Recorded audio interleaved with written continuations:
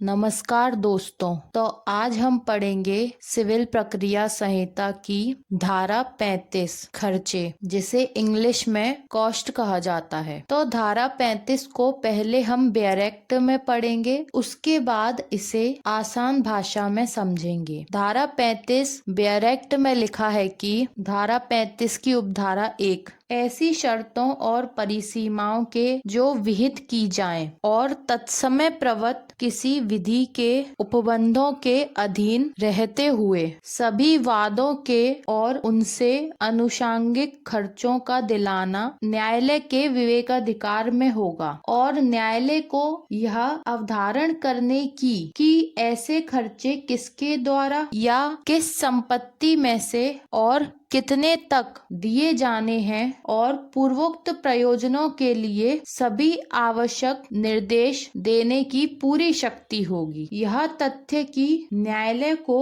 वाद का विचारण करने की अधिकारता नहीं है, ऐसी शक्तियों के प्रयोग के लिए वर्जन नहीं होगा। तो धारा 35 की उपधारा 1 हमें यह बताती है कि ऐसी शर्तों और परिसीमाओं के जो विहित की जाएं। इसका मतलब यह है कि ऐसी शर्तों और परिसीमाओं के अधीन रहते हुए जो विहित की जाए, यानी कि जो बताई जाए, और तत्समय प्रवृत्त किसी विधि के उपबंधों के अधीन रहते हुए, और तत्समय यानी कि उस समय जो विधि प्रवृत्त है, जो विधि लागू है, उस विधि के उपबंधों, उस विधि के प्रोविजनों के अधीन रहते हुए सभी वादों के और उनसे अनुषंगिक खर्चों का दिलाना न्यायालय के विवेकाधिकार में होगा। इसका मतलब यह हुआ कि ऐसी शर्तों और परिसीमाओं के अधीन रहते हुए, और यदि उस समय कोई विधि लागू है तो उसके उपबंधों के अधीन रहते हुए, इन दोनों के अधीन रहते हुए सभी वादों के और उनसे अनुषंगिक, अनुषंगिक का मतलब होता है कि उनसे जुड़े हुए, उनसे अनुषंगिक खर्चों का दिलाना न्यायालय के विवेकाधिकार में होगा। यानी कि यह न्यायालय का विवेक होगा, यह न्यायालय का विवेकाधिकार होगा। इसका मतलब यह है कि सभी वादों के और उनसे जुड़े हुए जो खर्चे हैं वह किस प्रकार दिलवाए जाएंगे, यह सभी डिसाइड करने का न्यायालय का विवेकाधिकार होगा। यानी कि न्यायालय अपनी बुद्धि से, अपने विवेक से यह निर्णय लेगा कि कोई भी वाद दाखिल किए जाते समय जो खर्चे होते हैं या उससे जुड़े हुए जो अन्य खर्चे होते हैं, उन्हें वादी को किस प्रकार और किससे दिलवाया जाए। आगे लिखा हुआ है, और न्यायालय को यह अवधारण करने की कि ऐसे खर्चे किसके द्वारा और किस संपत्ति में से कितने तक दिए जाने हैं और पूर्वोक्त प्रयोजनों के लिए सभी आवश्यक निर्देश देने की पूरी शक्ति होगी। तो न्यायालय को यह अवधारण करने की, यह डिसाइड करने की पूरी शक्ति होगी कि खर्चे किसके द्वारा और किस संपत्ति में से और कितने तक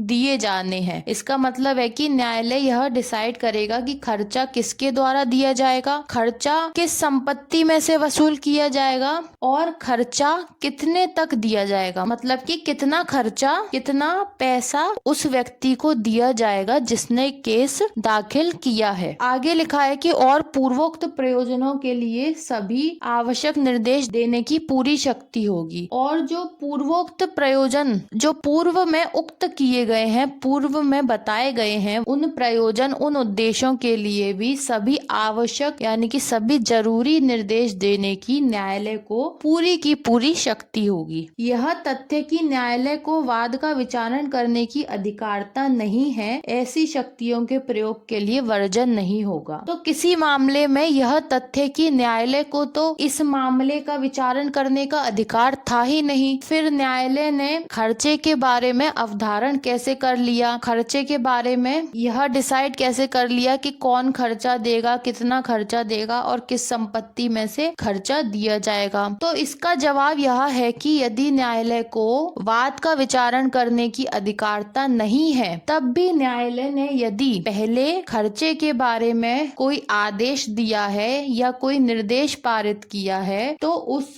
आदेश या निर्देश को किसी भी प्रकार से वर्जित नहीं किया जाएगा और वह आदेश और निर्देश उसी प्रकार से लागू होगा जिस प्रकार से उस न्यायालय को उस वाद का विचारण करने की अधिकारता होती। मतलब कि विचारण की अधिकारता नहीं होने से उसका प्रभाव किसी भी प्रकार से खर्चे के लिए जो न्यायालय ने अपनी शक्ति का प्रयोग किया है या जो न्यायालय ने आदेश दिया है उस पर कोई प्रभाव नहीं पड़ेगा। तो धारा 35 की उपधारा 1 हमें यह बताती है कि न्यायालय किसी वाद को दाखिल करने में वादी को हुए खर्चे और उससे जुड़े हुए कोई अन्य खर्चे किस प्रकार और किससे दिलवाएगा और न्यायालय अपनी शक्ति का प्रयोग किस प्रकार करेगा। इसके बाद आती है धारा 35 की उपधारा 2। वेयर एक्ट में लिखा है कि जहां न्यायालय यह निर्देश देता है कि खर्चे परिणाम के अनुसार नहीं दिए जाएंगे वहां न्यायालय अपने कारणों को लेखबद्ध करेगा। तो धारा 35 की उपधारा 2 में यह बताया गया है कि जहां न्यायालय यह निर्देश देता है कि जो खर्चे हैं, जो एक्सपेंसेस हैं, जो कॉस्ट है वो परिणाम के अनुसार नहीं दिए जाएंगे। मतलब कि जितना खर्चा बनता है, जितनी कॉस्ट आती है उतनी कॉस्ट नहीं दी जाएगी। मतलब कि किसी वादी ने जो केस दर्ज किया है या केस से जुड़े हुए जो अन्य खर्चे हुए हैं वो जितने टोटल खर्चे हो रहे हैं, जितना परिणाम आ रहा है, उस वादी को उतना खर्चा या उतने परिणाम के अनुसार खर्चा नहीं दिया जाएगा। और जहां पर न्यायालय इस प्रकार का कोई निर्देश देता है कि परिणाम के अनुसार खर्चा नहीं दिया जाएगा या जितना खर्चा वादी के द्वारा वहन किया गया है, वादी के द्वारा उठाया गया है, उतना खर्चा वादी को प्राप्त नहीं होगा, तो न्यायालय वहां पर अपने कारणों को लेखबद्ध करेगा। इसका मतलब यानी कि न्यायालय उन कारणों को लिखेगा जिस कारण से न्यायालय ने यह निर्देश दिया है कि परिणाम के अनुसार खर्चे नहीं दिए जाएंगे। तो न्यायालय उन कारणों को, उन वजहों को लिखेगा जिस वजह से, जिस कारण से न्यायालय ने ऐसा निर्देश दिया है। तो यह थी सिविल प्रक्रिया संहिता की धारा 35 जो खर्चों की बात करती है। सिविल प्रक्रिया संहिता की धारा 35 ऐसे खर्चों की बात करती है जो न्यायालय के द्वारा उस व्यक्ति को दिलवाए जाते हैं जो न्यायालय में केस दाखिल करता है। अब हम इसे संक्षिप्त में समझ लेते हैं। धारा 35 कुछ शर्तों और परिसीमाओं के अधीन रहते हुए लागू होती है। धारा 35 में सभी वादों और उससे जुड़े हुए अनुसांगिक खर्चों को दिलाने का अधिकार न्यायालय को दिया गया है। इस अधिकार का प्रयोग करते हुए न्यायालय यह अवधारित करता है कि खर्चे किसके द्वारा दिए जाएंगे, किस संपत्ति में से दिए जाएंगे और कितने तक दिए जाएंगे। मतलब कि कितना खर्चा दिया जाएगा और इन उद्देश्यों के लिए, इन प्रयोजनों के लिए सभी आवश्यक निर्देश देने की न्यायालय को पूरी की पूरी शक्ति होगी। इसके अलावा यदि कभी न्यायालय के लिए, न्यायालय के संबंध में इस बात की आपत्ति उठाई जाती है, इस बात को उठाया जाता है कि न्यायालय को उस मामले का विचारण करने का अधिकार तो था ही नहीं, फिर उसने खर्चे के विषय में आदेश कैसे पारित कर दिया, निर्देश कैसे दे दिया। तो इस सवाल का जवाब भी हमें देती है धारा 35। धारा 35 कहती है कि भले ही न्यायालय को विचारण करने की अधिकारता ना हो, लेकिन फिर भी यदि उसने खर्चे के संबंध में कोई आदेश पारित किया है या कोई निर्देश दिया है और अपनी शक्तियों का प्रयोग किया है, तो उन शक्तियों को किसी भी प्रकार से बाद में वर्जित नहीं किया जाएगा, उस आदेश को किसी भी प्रकार से बाद में रोका नहीं जाएगा और वह आदेश उसी प्रकार से लागू होगा मानो कि वह किसी ऐसे न्यायालय के द्वारा दिया गया था जिसे उस मामले का विचारण करने की अधिकारता थी। इसके बाद आती है धारा 35 की उपधारा 2 जो यह कहती है कि यदि न्यायालय इस बात का निर्देश देता है कि जो खर्चे हैं वो परिणाम के अनुसार नहीं दिए जाएंगे, मतलब जितना परिणाम बनता है, जितना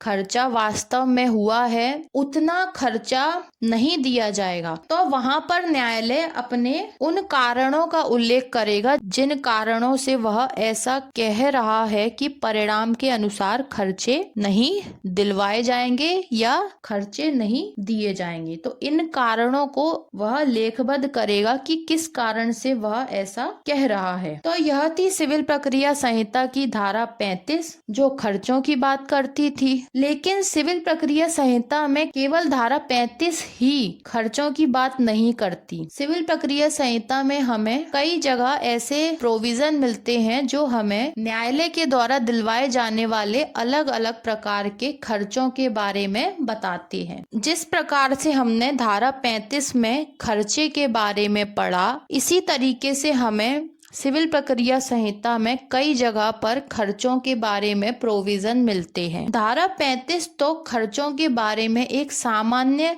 नियम, सामान्य सिद्धांत बताती है, लेकिन अन्य जगह पर जो खर्चों की बात कही गई है वह अलग अलग प्रकार के खर्चे हैं। जैसे आदेश 20 के नियम 6 में खर्चे की बात कही गई है। आदेश 20 का में खर्चे बताए गए हैं। आदेश 20 का ऐसे खर्चों की बात करता है जो न्यायालय द्वारा दिलवाए जाएंगे। इसके बाद आदेश 25 खर्चे के लिए प्रतिभूति की बात करता है, मतलब ऐसे खर्चे जो प्रतिभूति के रूप में लिए जाएंगे। इसके अलावा धारा 35 के साथ हमें धारा 35 का और धारा 35 खा भी पढ़ने को मिलती है। धारा 35 का में प्रतिकरात्मक खर्चे की बात कही गई है और धारा 35 खा में विलंब के कारण न्यायालय के द्वारा खर्चे वसूल किए जाएंगे। धारा 35 खा में यदि किसी व्यक्ति से विलंब हो जाता है तो न्यायालय उस व्यक्ति से उस विलंब के रूप में खर्चे वसूल करेगा।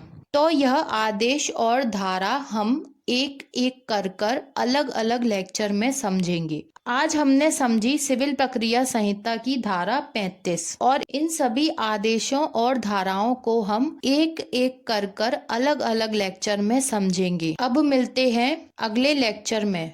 धन्यवाद।